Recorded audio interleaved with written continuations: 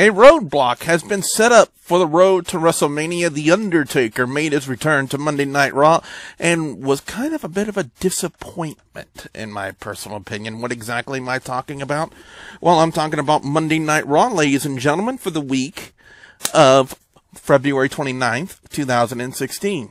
Hey, YouTube, are you ready for your hot tag? Because if you are, it's definitely time to work. Hey everybody, we're the Bayou Boys. I'm Boudreaux. And I'm Thibodeau. And there's three things that we love doing: eating boudin, eating crawfish, and watching WGS-TV.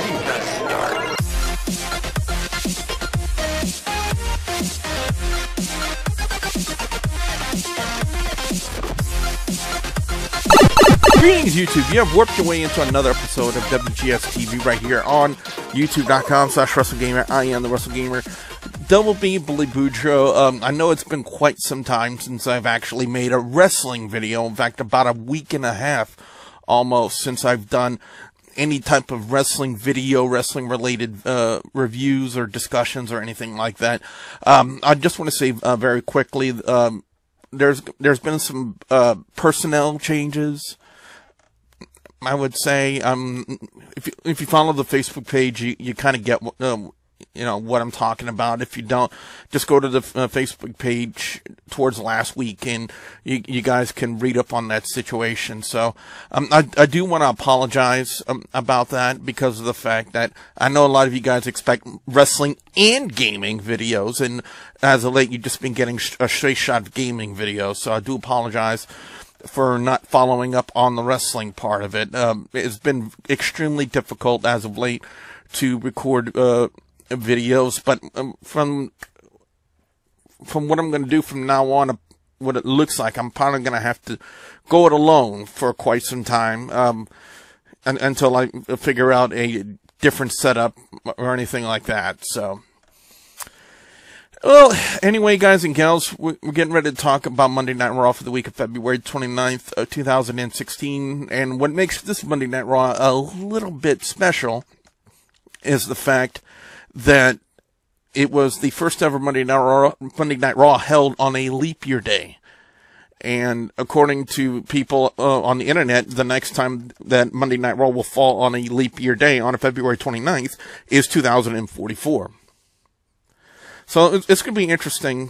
It's going to be interesting just to talk about it.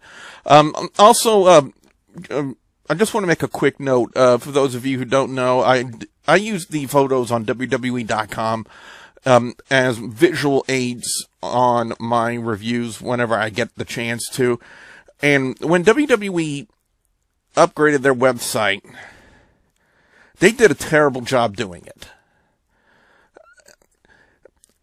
Let me just quickly explain. When I went on there last night to get the photos that I need to do the review today, it was incredibly hard, and WWE.com crashed several times on Google Chrome. Firefox wasn't any better. And I don't think it had anything to do with the internet connection, because a plugin almost every time crashed. It took me about close to an hour just to go through all the photos and pick the photos that I wanted to use on this review today.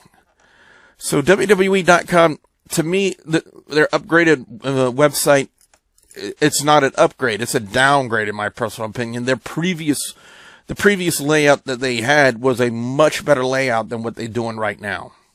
But then again, that's just a matter of personal preference. I know probably a good bit of you out there would say, well, the new layout is a much better layout than the previous layout. So that's why I say it's a matter of personal preference. But just from my experience last night, trying to get the photos that I need to do the review today, it was a strenuous, stressful process to do. So I know I prolonged this review long enough, so let's go ahead and get started.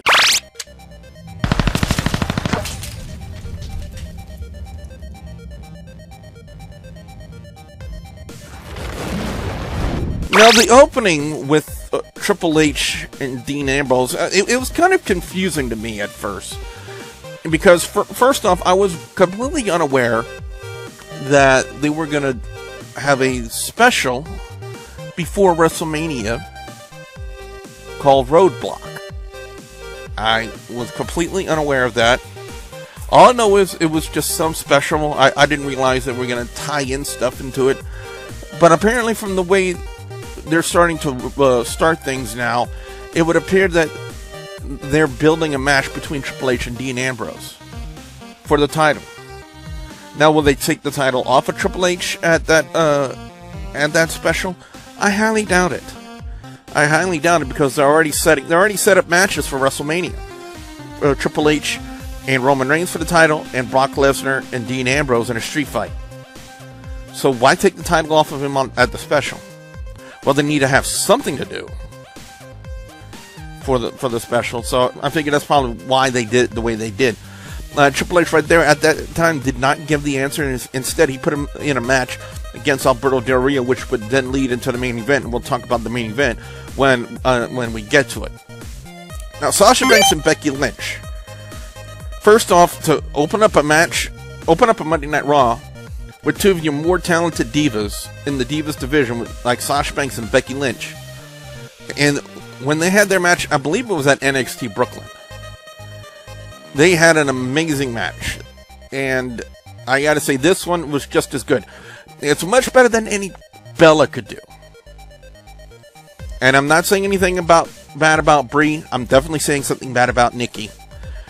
But I gotta say, it was a great match. However, the finish was kind of confusing. They would do a sunset flip off the turnbuckles. Sasha Banks will land on her butt and then just lay down for no apparent reason. And they basically both got double pinned. Now, the crowd was chanting triple threat. And if the series of matches, because they're going to have a rematch on SmackDown, if they go the way I think they're going to go, if they continue to have like draws or no contest, then it's going to lead definitely into a triple threat match for the Divas title at WrestleMania. Now, that's not necessarily a bad thing considering the crop of talent you got to work with. You got Charlotte, you got Sasha Banks, and you got Becky Lynch. All of these were former NXT divas who are extremely hot and talented in the ring. A combination that TNA had quite a long time ago, and for those of you who still watch it, they probably still haven't, but I haven't seen it in quite some time. I've seen Rosemary, and but that's all I'm going to say. It's just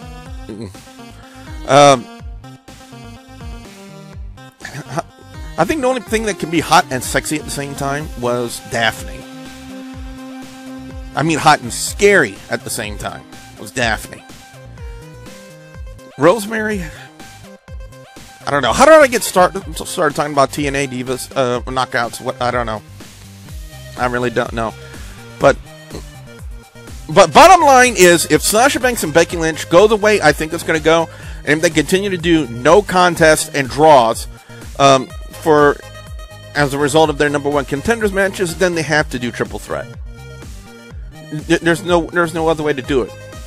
The Miz and Dolph Ziggler, this was kind of a confusing one because first off, it was an extremely short match, and they kind of built it on the Raw pre-show where apparently Dolph Ziggler had some harsh words for the Miz, because the Miz was always talking about how he headlined WrestleMania, and that was like what, 8 years ago, something to that extent, or 5 years ago, I think. I don't know my math.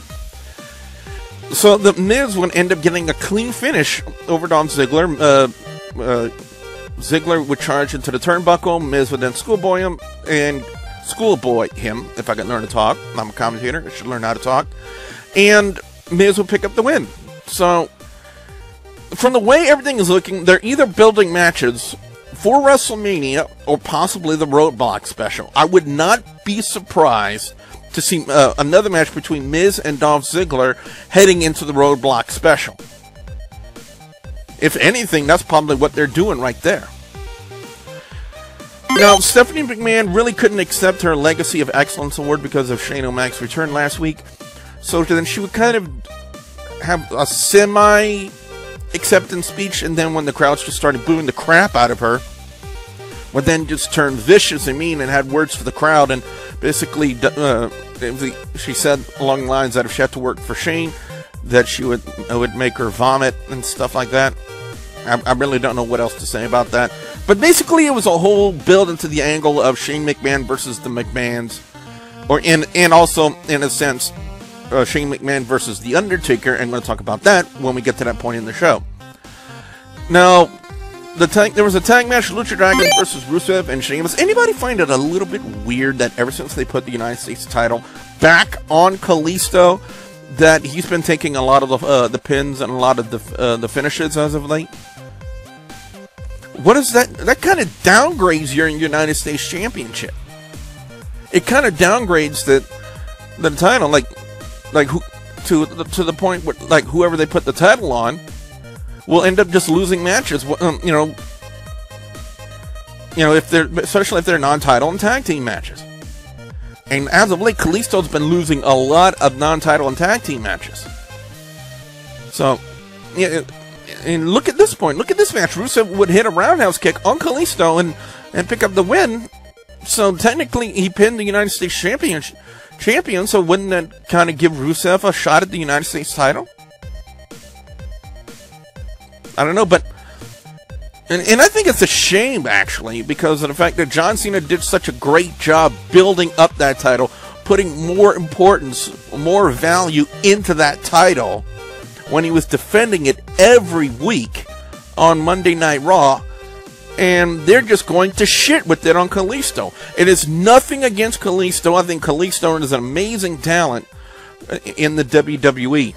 But what the direction, the creative direction they're going with the United States Championship, to me, sucks.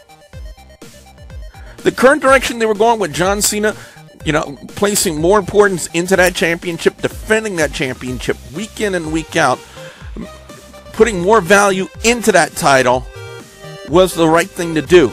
You want to make your titles important in your wrestling promotion, and they just stuck the United States Championship on Kalisto just to put it on him. And again, it's nothing against Kalisto. I am not saying Kalisto is a bad talent.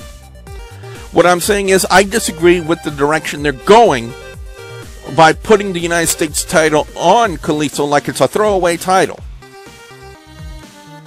United States Championship should not be a throwaway title. I'm just saying, it's supposed to be a good upper mid-card championship.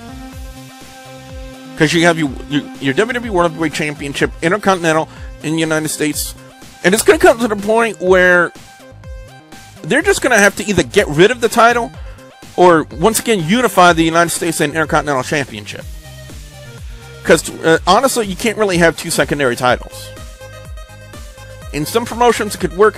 However, there are the rumors that after WrestleMania that there's going to be another brand split, and if they do that, then possibly, yeah, you could keep United States Championship that way. But the current direction, I just don't agree with the fact that they're just putting it as a throwaway title. But anyway, that's enough of that. Ryback would come out, beat the shit out of Ambrose, hit the shell shock and win, and leave. That was pretty much it. I don't know what else to say about it. Would we call it a Ryback heel turn? I don't know. It kind of smells like what they tried to do with Batista. I'm talking about before he left the first time. That the spotlight should be on him. And it should be only about him. And that's pretty much the way that they're trying to turn Ryback heel. They're trying to... It kind of like a reincarnation of what they did with Batista. Now, could they do it better this time with Ryback? I don't know. Ryback's first heel turn was a complete, utter flop.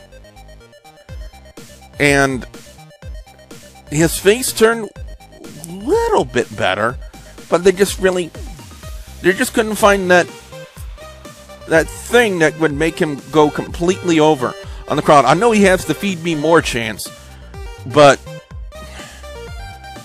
I don't know, maybe it gets new look, new attitude. Could work. It all depends on how well it can get over with the crowd. That's the only thing, in my personal opinion, that can make or break a gimmick in WWE, or in any wrestling promotion for that matter, is how over it can get with the crowd. I really don't know what else to say about it. The New Day would take on Y2AJ, and it's a great tag match. First of all, I gotta love anything the New Day does. I'm really liking this tag team of Jericho and AJ Styles. There really seems to be gelling a lot, and I wouldn't be surprised in the near future they come up with their own interest theme as a tag team. I mean, they did it with Jericho and Big Show when it was Jericho. I don't think they did it with Show Miz. I don't think they did it. I could be wrong about it. I distinctly remember Jericho. You know, they kind of combined those two things. So how would they combine Jericho and AJ Styles theme? I wonder. Pardon me. But the way the finish of the match would go, it would be Jericho locking on the walls of Jericho on Kofi Kingston to pick up the win, and then they would make the challenge, and it has been accepted for next week on Monday Night Raw that the tag team titles would be on the line. Y2AJ taking on the New Day. To me, I think this would be better suited for either the Roadblock Special or WrestleMania. Now, the way they could work it is that there could be a way where they can just have them switch the titles back and forth until WrestleMania. Would that be a good thing? I don't know. It all depends. It all depends on how they work it. Now, when it comes to the whole segment of Vince being the Undertaker, there are a couple of things that I did not like about it. First thing is that the Undertaker's entrance was longer than his speech inside the ring. His entire return was just one sentence. So I really don't understand that. But the whole thing about Vince disavowing Shane and writing Shane out of it, he's done this before. I think it was like WrestleMania. I'm trying to think. I think 19. I'm trying to think back to when Vince and Shane had their street fight at WrestleMania. And had Jim Ross and Paul Heyman on commentary. And it was right around the time that Linda McMahon was pretending to be comatose or something like that. And she ended up kicking Vince in the balls. I think it was WrestleMania 19. It might have been 17, though, if I think about it correctly. If it's either 17 or 19, I'm thinking more towards 17. But, pardon me, I'm having a hard time clearing my throat tonight. It was basically the same thing as that. It was really nothing new. So there's really nothing else I can say about it. But I was expecting a little bit more out of Undertaker for his return, especially leading into a WrestleMania match. And then just didn't really get it. Jey Uso and Bubba Ray Dudley. Now, what I said on the Facebook page, at first, I was going to be overly critical on Michael Cole. Well, apparently, whoever's feeding him the moveset names at the gorilla position, first off, you fucking suck. Mauro Ranallo should be the new voice of WWE. My personal opinion. Because of the fact that he has the skills, he has the voice, and he has what it takes to be the next JR. Hell, even Jerry the King Lawler's calling him MR on SmackDown. I don't know what else to say about that. I really don't. But damn, my throat is just really bothering me today. I don't understand that. However, he would correct himself during the replay, because at first Michael Cole referred to it as a full Nelson Slam. He corrected himself and called it the Bubba Bomb. So he kind of saved face, so I'll give him credit for that. Now, there will be a rematch, Big Show and Kevin Owens, and basically, if you remember the finish from SmackDown when Big Show crashed the top rope and got counted out, same thing happened with Kevin Owens. Basically, he would straddle the top rope, and then he would get counted out. Now, are they building for an Intercontinental title match between these two for either the Roadblock Special or WrestleMania? Oh, yeah. Oh, yeah, definitely. I mean, why else would they be tying these two together and doing a series of matches like this to build them up for matches for either the Roadblock Special or WrestleMania? Now, if we weren't having the Roadblock Special, I would say, yeah, straight shot WrestleMania. But I would not be surprised to see a title match happen at the Roadblock Special. Now, another thing that really confused me about Monday Night Raw is this whole situation they're trying to start now between Lana and Brie Bella. To me, I don't understand that. Now, I do know that Lana had been training to work in the ring.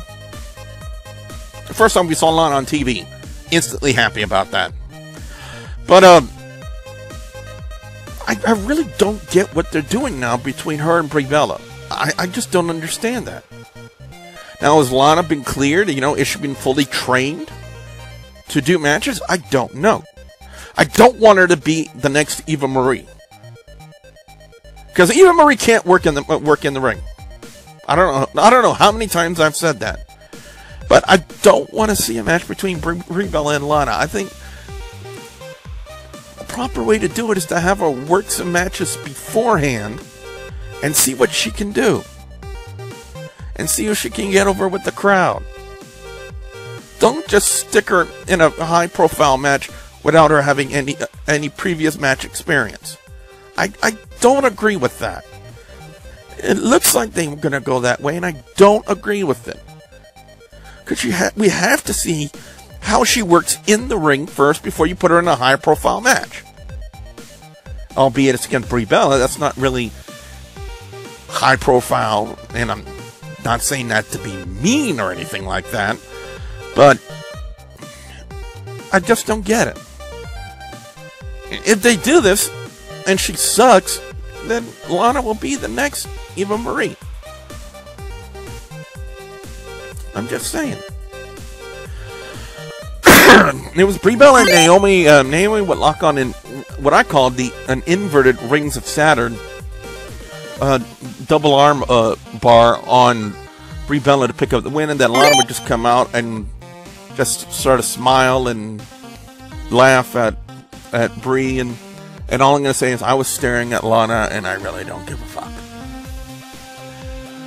Now, when it comes to the Hall of Fame announcement of the fabulous Freebirds, that's all the Freebirds that I'm glad to hear. That's Michael P.S. Hayes, Terry Bam Bam Gordy, Nature Boy Buddy Roberts, and gorgeous Jimmy Garvin. All the members of the fabulous Freebirds. I got to say, it's been long overdue. I mean, considering the fact that they're going to be in Texas for WrestleMania, I mean, the Von Erichs have already been into the Hall of Fame. So the next best thing is the next biggest name that came out of Texas, and that was the fabulous Freebirds. And I got to say, they kind of put music into wrestling in a sense with their Bash Street Atlanta GA theme. And so I think it's well due that the fabulous Freebirds have their own spot in the WWE Hall of Fame. I mean, if you already have the Von Erichs, then you have to have the fabulous Freebirds. But anyway, when it comes to the main event, Alberto Del Rio and Dean Ambrose, it was a good match. However, it did go the way I thought it was going to go, with Triple H coming back out. Then the League of Nations would attack Dean Ambrose, and then Triple H would then grant the match, which again we already know is set up for the Roadblock Special. And Dean Ambrose would try to fight back, and then Triple H would end it with a pedigree to the Lunatic Fringe. And I'm pretty sure my twin sister, who is in love, mad love with Dean Ambrose, was cringing with the fact that her boo, as she calls it, got his ass stomped by Triple H and the League of Nations. That's pretty much it for Monday Night Raw. I really don't know what else to say. My overall score on this Monday Night Raw, this was a kind of, I don't know, this wasn't really that big of a Monday Night Raw. I mean, last week's Monday Night Raw was good, but I would probably attribute that to the shock value of Shane McMahon returning. And there were some really good matches, and of course the whole situation with Dean Ambrose and Brock Lesnar. This week's Monday Night Raw just kind of fell a little flat. I got to give best match of the night to, believe it or not, Del Rio and Dean Ambrose. It was a really good match. With New Day and Y2AJ a close second. My worst segment of the night, Stephanie McMahon's acceptance speech. What was the fucking point of it? To get her over as a heel? She's already over as a fucking heel. What was the point of that, WWE? What was the fucking point of having Stephanie McMahon just go ape shit on the crowd? Comedic value? No. They probably wanted to get her to have more heat from the crowd, so they basically had her go ape shit on the crowd. When basically Stephanie McMahon's the authority. She already has enough heat. Why put more heat on her? Or even attempt to put more heat on her? It didn't work. It did not work. Anyway, guys and gals, what I want to know from you guys out there, the viewers and subscribers, your thoughts on Monday Night Raw this week. What are your overall scores? What are your picks for best and worst match or segment of Monday Night Raw this week? I definitely want to know what you guys out there have to say. Be sure to put your comments in the comments section below. Don't forget to like, favorite, and subscribe. Be sure you share this video with all of your friends on social media. WGS-TV also is on social media on Facebook, Twitter, Instagram. You guys can ask me questions. Links will be provided in the description box below. Don't forget to check out the WGS Arcade every day, 9 a.m. Central Time. Current game right now, guys, is Deadpool, and if the movie was really awesome, you can pretty much expect the same thing out of the video game, which was released about 3 years ago. So I'm really looking forward to that. So with that being said, guys and gals, I am your friendly neighborhood wrestle gamer, Double B Billy Boudreaux, and I will see you at the next Warp Zone. Bye, guys! Nolan! Hey, what's up, buddy? We're making a game about me. We gotta have you do the video. I mean, see, here's the thing. People tell me we sound alike. Yep, that's exactly who it is. A little dog tag of Stone Cold Steve Austin. And the final